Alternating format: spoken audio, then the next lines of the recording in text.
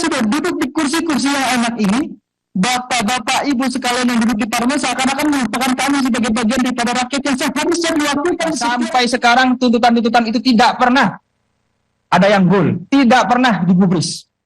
Mendapatkan represivitas daripada aparat penegak hukum. Kala itu, Afan Kurniawan menjadi korban meninggalnya dari aparat penegak hukum yang seakan-akan sengaja. Dan ini yang memantik rasa kemanusiaan kami untuk berhadir di jalanan pun juga hadirnya kami hari ini. Antara lain muncul statement dari Bapak Presiden Prabowo Subianto bahwa ada dugaan makar dari berbagai aksi yang barangkali terprovokasi oleh sebagian oknum. Dan ini yang kemudian menghambat kami, jujur saja menghambat kami untuk turun ke jalanan lagi. Karena kami khawatir bahwa gerakan kami hari ini justru ditunggangi oleh sebagian oknum ini. Tapi di sisi lain saya berefleksi, tidak bisa terus-terusan seperti itu. Maka kemudian di dalam forum ini, saya berharap Bapak Safri Dasko, Bapak Said Mustafa, Bapak Cacan, rekan-rekan media dan seluruh mahasiswa yang hadir di sini, saya ingin ada pembentukan tim investigasi yang independen untuk mengusut tuntas berbagai kekerasan yang terjadi berlangsung sepanjang bulan Agustus ini. Juga dengan dugaan makar yang keluar dari mulut Bapak Presiden Prabowo Subianto. Kami ingin investigasi ini mengusut tuntas semuanya, sehingga kemudian apa yang disampaikan Bapak Presiden dapat dibuktikan. Karena kami dari gerakan merasa dirugikan dengan statement tersebut, yang kemudian menghalangi gerakan kami ke depan. Itu yang pertama. Yang kedua, berkaitan dengan permasalahan kami sebagai bagian daripada warga negara yang sebetulnya khawatir kira-kira kita ke depan itu kondisi ekonominya seperti apa ya? Di tengah masyarakat rentan menderita di PHK, ekonomi lesu, daya beli masyarakat menurun, kok bisa ada wakil rakyat yang justru kabarnya tunjangannya dinaikkan, dan ketika ada kabar tersebut terjadi simbolisasi joget-joget yang kemudian membuat hati kami sedih, Bapak-Bapak sekalian.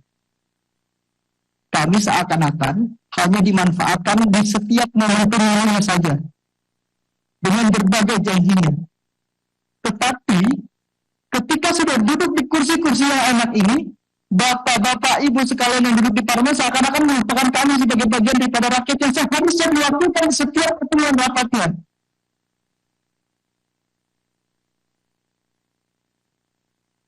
Saya pribadi sebagai generasi yang nantinya akan menerus perjuangan ini, saya khawatir bahwa narasi-narasi Indonesia Emas 2045, narasi-narasi bahwa apa yang ada hari ini adalah untuk anak cucu kita, justru tidak akan tercapai ke depannya. Maka dari itu saya berharap agar kita ingat kembali amanat rakyat, mandat rakyat yang dibebankan di pundak-pundak kita sekalian, agar betul-betul bisa kita perjuangkan. Mungkin itu yang ingin saya sampaikan. Tadi yang pertama, saya ingin ada tim investigasi independen untuk dibentuk sesegera mungkin, mengusut tuntas berbagai persoalan berkaitan dengan dugaan makar terutama. Sehingga kemudian kami bisa lebih lega bahwa gerakan kami hari ini ditunggangi oleh siapa, harus jelas dalangnya siapa. Dan yang kedua, kami berharap amanat yang dibebankan kepada pundak-pundak bapak-bapak sekalian itu betul-betul dijalankan untuk amanat rakyat. Mungkin itu saja dari saya. Terima kasih. Wassalamualaikum warahmatullahi wabarakatuh. Terima kasih. Terima kasih, Saudara Agus Setiawan, Ketua BEM UI ya. Dia ada dua hal. Pertama, tim investigasi terkait soal dugaan makar. Yang kedua, terkait dengan kondisi ekonomi dikaitkan dengan kondisi DPR. Masih ada dari ini, Bang? Langsung dulu aja, nanti baru tanggapin ya. Dari BEM lagi masih ada? Kalau ada silakan. Atau sama pernyataannya dari BEM mana? Silakan. Baik. Assalamualaikum warahmatullahi wabarakatuh. Selamat sore rekan-rekan semua, rekan-rekan media dan yang terhormati, yang saya hormati, Bapak Dewan sekalian. Terima kasih atas kesempatan dan waktunya sudah mau menyediakan waktu untuk berdialog dengan kami bersama kita semua di tengah krisis dan permasalahan yang belakangan ini terjadi. Hidup mahasiswa, hidup rakyat Indonesia. Saya Jim Colin, perwakilan dari Keluarga Besar Mahasiswa Trisakti. Rasanya beberapa poin yang ingin saya sampaikan sebelumnya sudah tersampaikan dengan begitu baik oleh rekan saya dari BEM UI. Mungkin beberapa poin tambahan yang ingin saya amanatkan kepada Bapak-Bapak Dewan selaku perwakilan kami sebagai mahasiswa dan rakyat Indonesia tentunya. Jauh beberapa bulan, mungkin beberapa minggu, sebelum kejadian Afan Kurniawan yang begitu menyayat hati kami, terjadi pula seorang anak kecil mati, meninggal dunia, di tengah krisis ekonomi yang dialami keluarganya. Mungkin rekan-rekan semua tahu, rekan-rekan media pun pasti tahu bagaimana proses kematian itu bisa keluar cacing dari, alat kelaminnya, dari hidungnya, dan ditemukan 1 kilogram cacing di dalam tubuhnya. Berselang beberapa minggu kemudian, beberapa saat kemudian, Indonesia merdeka. Kami merayakan 80 tahun kemerdekaan Indonesia. Dan apa hadiahnya? Kita mendapatkan kabar, rekan-rekan, bahwasannya dewan-dewan yang menjadi perwakilan dari kita semua, yang agaknya kita semua kadangkala, mungkin seringkali tidak merasa terwakilkan, namun dapat mendapatkan kenaikan gaji dan tunjangan yang begitu tinggi. Di tengah kemewahan yang sudah bapak-bapak dan ibu-ibu semua rasakan, dan di tengah tekanan krisis yang masyarakat kecil di bawah alami. Pertama-tama menanggapi hal itu, saya menuntut untuk Bapak-Bapak Dewan dan pemerintah sekalian untuk segera mengesahkan rancangan undang-undang perampasan aset sekiranya dalam kurun waktu 30 hari. Melihat bagaimana indeks persentase korupsi Indonesia yang saat ini terakhir audit itu mendapatkan skor sebanyak 22. Yang mana dalam penilaian skor itu 0 artinya tingkat korupsi itu begitu parah, dan 100 artinya negara itu begitu bersih dari korupsi.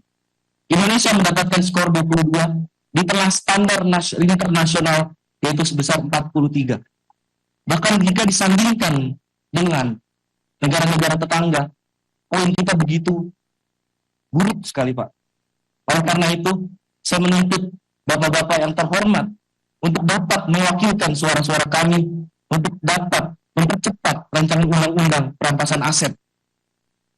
Indonesia sekiranya kehilangan sebanyak 588 triliun akibat korupsi dalam dekade terakhir.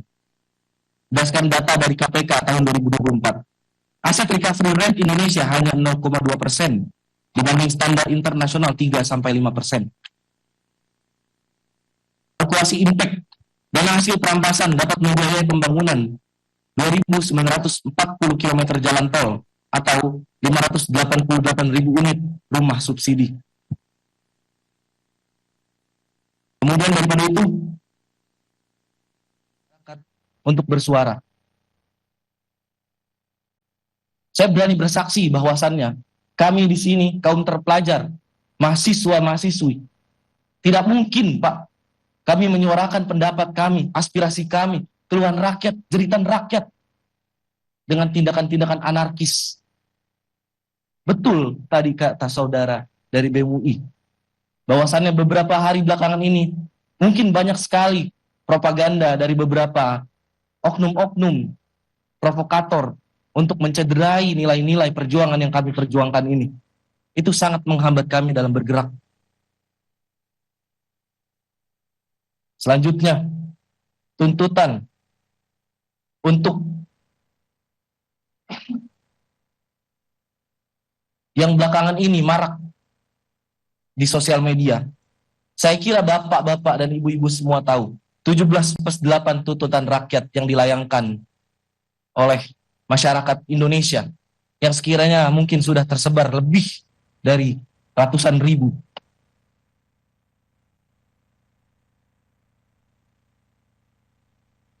Yang pertama untuk Presiden Republik Indonesia, merevisi kebijakan fiskal pro rakyat. Yang kedua, audit menyeluruh BUMN yang merugi. Yang ketiga, moratorium kenaikan tarif listrik, air, dan BBM. Lalu untuk Dewan Perwakilan Rakyat Republik Indonesia, pembatalan kenaikan tunjangan dan gaji anggota DPR, pengesahan RUU perampasan aset dan RUU pelindungan data pribadi, dan audit kinerja integritas seluruh anggota DPR. Berkaitan juga dengan hal yang tadi saya sampaikan sebelumnya. Jika kita bandingkan remunerasi anggota parlemen dari negara-negara tetangga dan Indonesia take home pay yang bapak-bapak sekalian dapatkan kurang lebih berkisar sebanyak 8.000 US dollar. Jika dibandingkan dengan rata-rata upah minimum rakyat, itu rasionya 40/1, Pak. Dan berdasarkan produktivitas legislasi, hanya ada 12 undang-undang yang tercipta dalam setahun. Jika kita komparasi dengan negara-negara tetangga seperti Malaysia, Thailand, Singapura, dan Korea Selatan, Malaysia rasionya hanya 8/1, Thailand 6/1, Singapura 12/1, Korea Selatan 4/1. Bagaimana bisa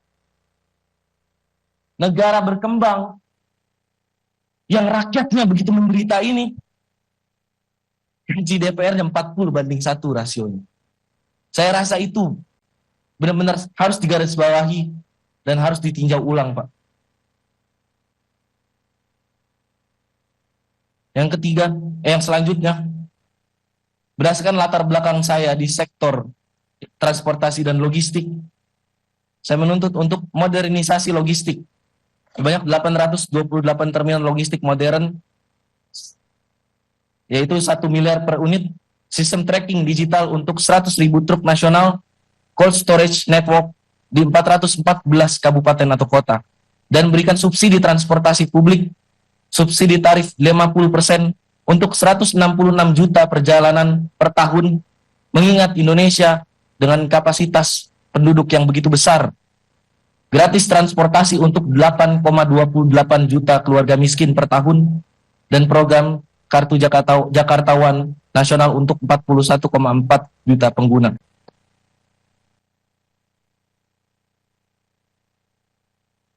Mungkin sekiranya itu tuntutan yang ingin saya ajukan. Bahkan saya memohon untuk bapak-bapak sekalian selaku perwakilan saya dan teman-teman semua untuk dapat memperjuangkan hal tersebut. Karena ini berkaitan juga dengan integritas kita, Pak. Integritas bapak-bapak sekalian selaku Dewan Perwakilan Rakyat yang kami pilih sendiri dengan tangan kami ini. Indonesia 2045 mempunyai cita-cita Indonesia emas. Hal itu didasarkan oleh bonus demografi yang nantinya kita dapatkan di tahun tersebut. Saya harap kita semua dan bapak-bapak semua yang memiliki peran begitu krusial untuk membina generasi muda ini tidak menyia-nyiakan bonus demografi yang akan datang itu, Pak. Sekian dari saya, terima kasih. Terima kasih dari BM Trisakti. Dari OKP dulu ya kita ini. Dari GMNI, HMI ada kirain GMNI dulu.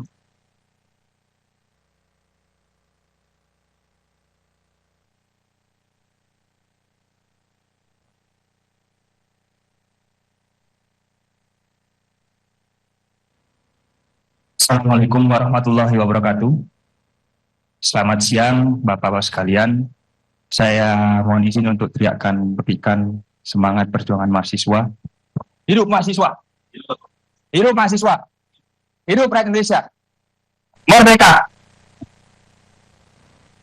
Yang kami hormati buruh, tani, nelayan, pedagang kaki lima, pedagang asongan, seluruh rakyat Indonesia, mahasiswa, para cendekiawan, dan juga yang kami hormati Bapak-Bapak sekalian.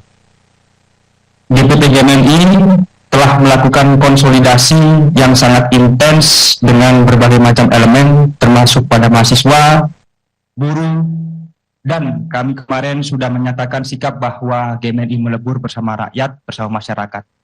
Dengan kesempatan yang diberikan oleh Bapak-Bapak Dewan sekalian, kami ingin memanfaatkan hal tersebut.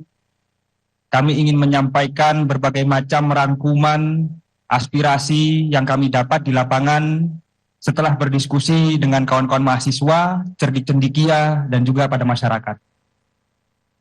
Pancatura atau 5 tuntutan rakyat. Kami membawa tajuk DPP GMNI berkomitmen menjaga demokrasi dan supremasi sipil di Indonesia. Poin yang pertama adalah menolak kekerasan dari aparat terhadap masyarakat sipil dan bertanggung jawab secara hukum terhadap korban yang berjatuhan.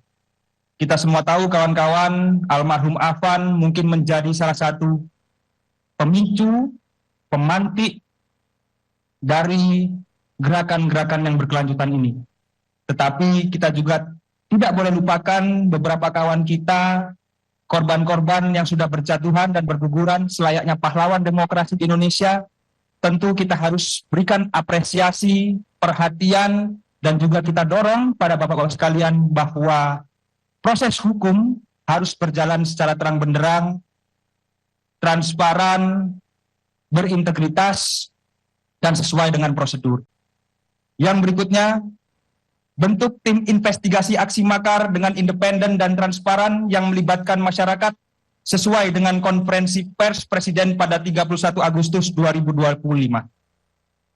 Bapak-Bapak sekalian, tanggal 25 Agustus, terus terang saya hadir dalam proses demonstrasi yang terjadi. Namun, kami DPP GMNI tidak turut serta memobilisasi, tidak turut serta berkonsolidasi, dan lain sebagainya. Tapi kami hadir di tengah-tengah rakyat, mengamati apa yang terjadi. Tentu, kawan-kawan sekalian, yang saya amati adalah terdapat perbedaan corak demonstrasi yang biasa dilakukan oleh kawan-kawan mahasiswa, kawan-kawan buruh, dan elemen-elemen lain.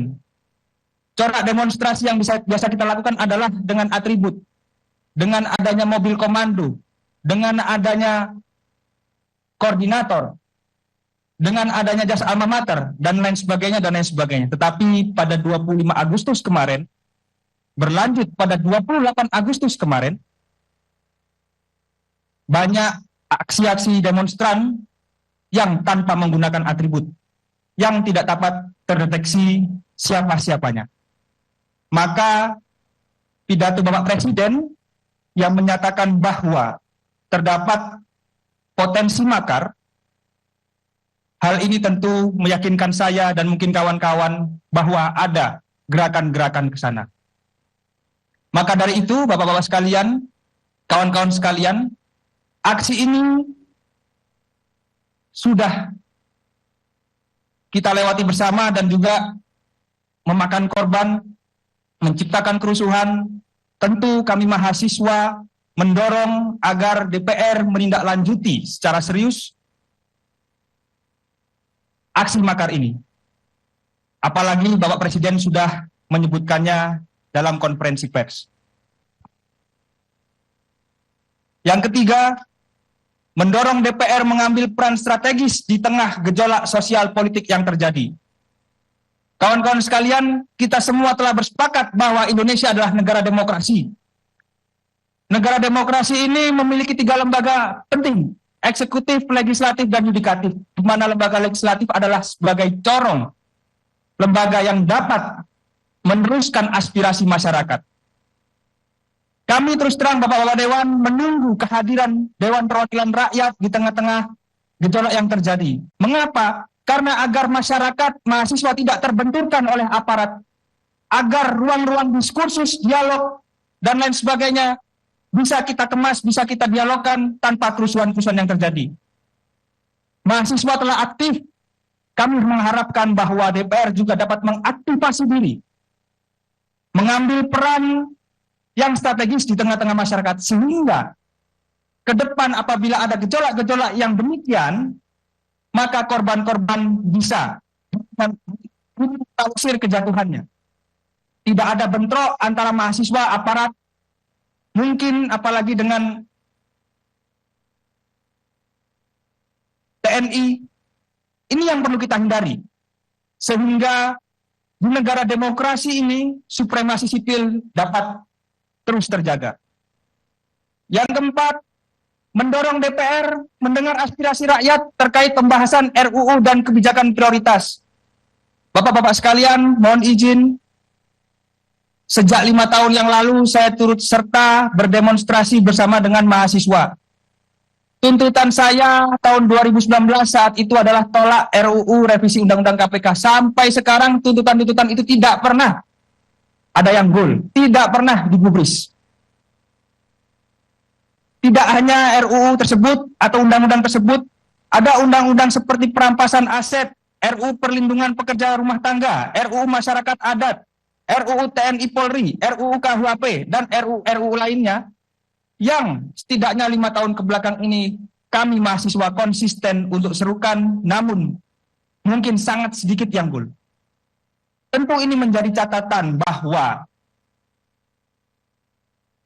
DPR hari ini kami harapkan dapat menindaklanjuti rancangan undang-undang tersebut yang belum selesai tersebut, yang menjadi tuntutan masyarakat tersebut. Karena yang kami khawatirkan, ketika ada aksi penunggangan, ada aksi provokasi, dan seterusnya, kawan-kawan mahasiswa juga terpantik. Kenapa? Karena ada akumulasi dari tuntutan-tuntutan kami yang kemarin belum terwadahi. Jadi kami mohon hal tersebut dapat menjadi perhatian Bapak-bapak sekalian. Selain itu, DPR harus mendorong dan pastikan agar dapat mendorong pemerintah mengambil kebijakan-kebijakan yang strategis dan cepat. Misalnya, pastikan tidak ada kenaikan pajak yang membebankan rakyat. Karena demonstrasi hari ini tentu tidak dapat dipungkiri menjadi akumulasi dari gerakan-gerakan di kota kabupaten yang lain. Negara dapat meningkatkan pendapatan negara melalui hal lain, tidak hanya melalui pajak yang membebankan rakyat, seperti optimalisasi kinerja BUMN, tegas terhadap koruptor melalui undang-undang perampasan aset, dan lain sebagainya. Alternatif-alternatif ini untuk mengisi kas negara harus dilakukan daripada membebankan keuangan negara kepada masyarakat. Ini yang perlu dicatat dan perlu diperhatikan. Yang berikutnya adalah perhatikan kesejahteraan beberapa elemen masyarakat yang mengambil peran vital dalam kehidupan berbangsa dan bernegara. Salah satunya adalah kesejahteraan guru, veteran, dan profesi lainnya. Mungkin ketika kita bertanya, kenapa kawan-kawan STM ini, kenapa kawan-kawan anak-anak SMA ini turut beserta demo dan lain sebagainya, bisa jadi mereka khawatir. Mereka prihatin terhadap kesejahteraan guru-guru yang mengajarnya. Banyak aspek yang sebenarnya bisa meredam situasi ini, Bapak-bapak sekalian, tetapi kebijakan-kebijakan itu tidak diambil, belum diambil, atau telat diambil. Maka harapannya setelah ini, Bapak-bapak sekalian dapat mendorong pemerintah untuk melaksanakan kebijakan-kebijakan strategis tersebut yang berdampak pada masyarakat. Terakhir, dari Pancatura, yaitu adalah mendorong pemerintah mengambil kebijakan strategis peningkatan perekonomian rakyat secara cepat dan tepat. Menurut data BPS, Bapak-bapak sekalian, kawan-kawan sekalian, ada 3,6 juta pemuda di Indonesia yang saat ini statusnya menganggur. Not in employment, education, or training. Tidak dalam masa pendidikan, tidak memiliki pekerjaan, dan tidak dalam proses pelatihan apapun. Kami pemuda memiliki banyak kawan, ratusan mungkin ribuan di sana, yang memiliki masalah-masalah sosial seperti terjerat pinjol. Seperti ketika melamar pekerjaan selama 1 tahun, 2 tahun, mereka masih menganggur, tidak memiliki kerjaan yang formal, tidak memiliki kerjaan yang tetap. Tidak mampu pemuda-pemuda ini untuk mengangkat harkat martabat derajat keluarga dan dunia sendiri. Sehingga apa? Ketika ada pancingan-pancingan, ketika ada provokasi, pemuda-pemuda yang seperti ini adalah pemuda-pemuda yang menjadi target, yang mudah dibakar emosinya, yang dapat didorong untuk menciptakan sebuah kerusuhan dan lain sebagainya. Maka ini adalah pengamatan gejala sosial ekonomi yang terjadi, sehingga menurut hemat kami ini yang menjadi faktor-faktor penting adanya kerusuhan-kerusuhan yang telah terjadi, Bapak-Bapak sekalian. Sehingga kami meyakini bahwa ketika Pancatura ini bisa menjadi salah satu tuntutan yang bisa diperhatikan dan digolkan oleh DPR dan pemerintah, insya Allah saya yakin Indonesia 2045 akan menjadi emas, bukan Indonesia cemas. Itu saja yang bisa kami sampaikan. Dengan hormat, Bapak-Bapak sekalian, banyak sekali tuntutan yang kami ajukan. Mohon agar tidak satupun tuntutan dari kami mahasiswa ini ada yang tertinggal. Terima kasih. Wassalamualaikum warahmatullahi wabarakatuh. Hidup mahasiswa! Hidup mahasiswa! Hidup Indonesia! Terima kasih dari kawan GMNI. Berikutnya dari mana? GMKI, silakan. GMKI baru HMI ya.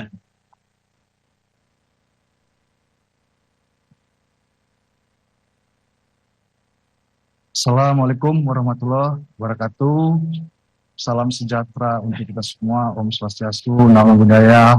Salam kebajikan kepada pimpinan DPR RI yang kami hormati. Terima kasih atas ruang dan waktu yang diberikan sehingga kami mahasiswa GMKI dan teman-teman semua di sini bisa menyampaikan apa yang menjadi isu kerakyatan secara demokratis dan terbuka. Sebelum saya menyampaikan apa yang menjadi landasan berpikir GMKI, saya sapa semua kawan-kawan di sini. Hidup mahasiswa! Hidup mahasiswa! Bisa menyikapi respon situasi kebangsaan hari ini, PP GMKI menyuarakan supremasi sipil, pilar memperkuat negara demokrasi. Kawan-kawan yang sekalian, dalam beberapa waktu ini, kita melihat bahwa banyak situasi-situasi yang mana terjadi, ada masyarakat, mahasiswa, buruh semua menyampaikan apa yang menjadi isu kerakyatan. Bagaimana diawali akar dari kerusuhan Agustus 2025 berawal dari keputusan kontroversial DPR RI yang menyetujui tunjangan perumahan fantastis bagi anggotanya di tengah kondisi ekonomi rakyat yang sedang terjepit oleh inflasi, pengangguran, dan pemangkasan subsidi. Hal ini memicu kemarahan publik, rakyat marah, terutama generasi muda dan pekerja informal. Ketidakpuasan tersebut semakin memuncak ketika ada representasi oleh aparat polisian yang menyebabkan korban meninggalnya Apan Kurniawan, seorang pengemudi Gojek online berusia 21 tahun.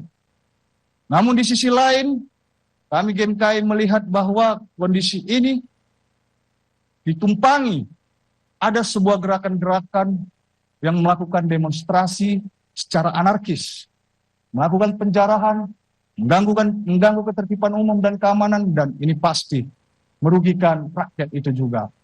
Kami yang rencananya mau menyampaikan isu kerakyatan yang dikaji oleh GMKI, Civitas GMKI secara nasional, dan akhirnya kami memutuskan untuk tidak ikut ke jalan. Terima kasih kepada pimpinan DPR. Hari ini kami diberikan ruang bagaimana kami menyuarakan isu kerakyatan, bagaimana kami menyuarakan apa yang menjadi pikiran-pikiran kami dari mahasiswa GMKI kepada pimpinan GMKI. Dan izinkan saya menyampaikan 6 sikap dari PP GMKI yang merupakan hasil dari kajian, hasil dari perenungan dan refleksi seluruh Civitas GMKI. Yang pertama adalah meminta Presiden RI Bapak Prabowo Subianto untuk menegakkan supremasi sipil di Indonesia sebagai bentuk menjaga dan menghormati kedaulatan rakyat. Yang kedua, mendorong DPR agar membentuk tim investigasi secara transparan untuk mengungkap aktor utama dari kerusuhan, tindakan anarkis, dan rencana tindakan makar pada aksi demonstrasi yang terjadi.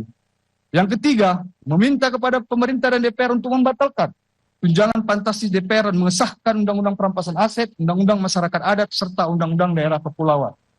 Yang keempat, meminta kepada pemerintah agar tidak menaikkan pajak untuk rakyat. Yang poin kelima, sebelum terjadi aksi-aksi yang membuat situasi bergejolak, dan jauh sebelumnya 2 minggu, kami dari umat Kristen mengalami tindakan-tindakan pelarangan ibadah, persekusi, dan intimidasi di berbagai wilayah. Sehingga kami memiliki kajian bahwa ada sebuah aturan PBM 9 dan 8 2006 yang menjadi celah bagi beberapa kelompok untuk melakukan pelarangan ibadah. Tidak hanya di situ.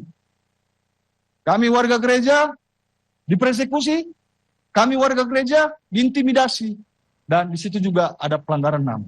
Oleh karena itu, kepada Bapak pimpinan DPR semua, kami meminta kepada Presiden Republik Indonesia yang terhormat Bapak Prabowo untuk mengkaji dan merumuskan kembali draft peraturan Presiden yang tertunda terkait kebebasan umat beragama dan berkeyakinan dengan melibatkan seluruh elemen organisasi keagamaan. Yang keenam, sebagai warga Indonesia yang baik, taat hukum, kami mengajak seluruh elemen masyarakat agar tidak terprovokasi oleh pihak-pihak yang tidak bertanggung jawab dengan tujuan membenturkan rakyat, mengganggu ketertiban umum, dan merusak stabilitas nasional. Itu saja yang saya sampaikan kepada pimpinan DPR. Terima kasih.